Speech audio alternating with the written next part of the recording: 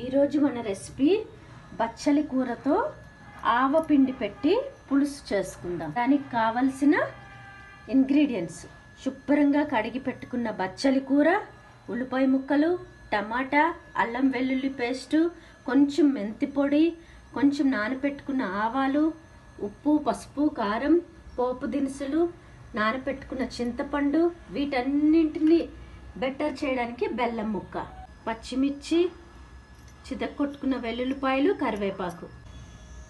ఒక కడాయి పెట్టుకొని అందులో కొంచెం ఆయిల్ వేసుకుందాం. ఆయిల్ కొంచెం వేడెక్కిన తర్వాత అల్లం వెల్లుల్లి పేస్ట్, కట్ చేసి పెట్టుకున్న ఉల్లిపాయ ముక్కలు, టమాటా ముక్కలు వేసి కావాల్సిన సాల్ట్. ఒక మిక్సీ జార్ తీసుకొని ఈ నానబెట్టుకున్న ఆవాల్ని వేసుకొని మిక్సీ పట్టుకుందాం. పులుసు మనకి చిక్కగా రావడం కోసం కొంచెం ఇలా ఒక్క అర స్పూను బియ్యం గింజల్ని వేసుకుందాం. ఇప్పుడు ఇది మిక్సీ పట్టేసుకుందాం. ఎలా వచ్చిందో దీన్ని ఇప్పుడు గిన్నెలో తీసుకుందాం. చూడండి, చక్కగా ఇలా మగ్గిపోయింది కదా. చూడండి, బచ్చలి కూర అంతా దగ్గరికి అయిపోతుంది కదా. ఈ బచ్చలి కూరకి ఖనిజాల గని అని పేరుంది. ఎందుకంటే ఇందులో చాలా పోషక విలువలు ఉన్నాయి. గుండెని ఆరోగ్యంగా ఉంచుతుంది, మెదడుని బాగా పనిచేస్తుంది. రక్తం ఎవరికైతే తక్కువ ఉంటుందో వాళ్ళందరూ ఈ కూరని వండుకొని తినండి. నిజంగా రక్తం బాగా పెరుగుతుంది, బ్లడ్ ప్రెషర్ని నియంత్రణలో చేస్తుంది. అందుకే దీని పేరు ఖనిజాల గని.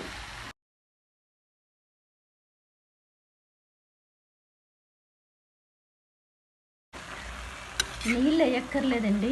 చూడండి, బచ్చల కూరలో నీరు వస్తుంది కదా. ఈ నీటితోటి ఈ ఆకుకూర అంతా బాగా మగ్గిపోతుంది.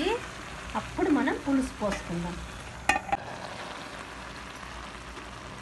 చూడండి ఎంత చక్కగా మెత్తగా ఎలా అయిపోయిందో మన బచ్చలి ఆకుకూర. ఇందులో మనం నానపెట్టి ఉంచుకున్న చింతపండు పులుసు, మనం రుబ్బు పెట్టి ఉంచుకున్న ఆవపిండి,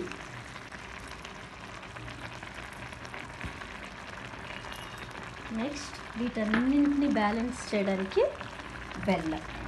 బెల్లం మీ ఇష్టం అండి. మీకు నచ్చితే వేసుకోండి, డయాబెటీస్ ఉన్న వాళ్ళు స్కిప్ చేసుకోండి.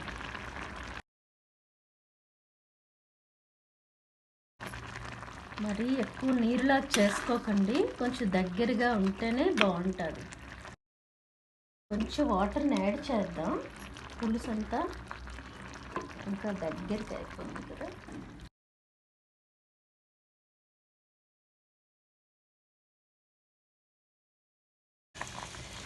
చూడండి, మన బచ్చల కూర పులుసు ఎలా రెడీ అయిపోయింది. ఆయిల్ అంతా కొంచెం తేలుతుంది. ఇప్పుడు మనం దీన్ని స్టవ్ ఆఫ్ చేసి ఒక డిష్ గిన్నెలో ఈ పులుసు అంతా తీసుకొని పోపు పెట్టుకుందాం.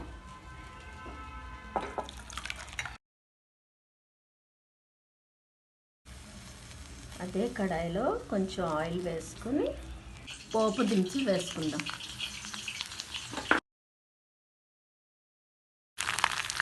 కొంచెం ఇంగువ, పోపులో కొంచెం ఇది కదా పోపు అంటే, కొంచెం కొత్తిమీరని యాడ్ చేస్తాం. మన బచ్చలి కూర ఆవపిండి పులుసు రెడీ అయిపోయింది. చూడండి ఎంత కలర్ఫుల్గా ఉందో.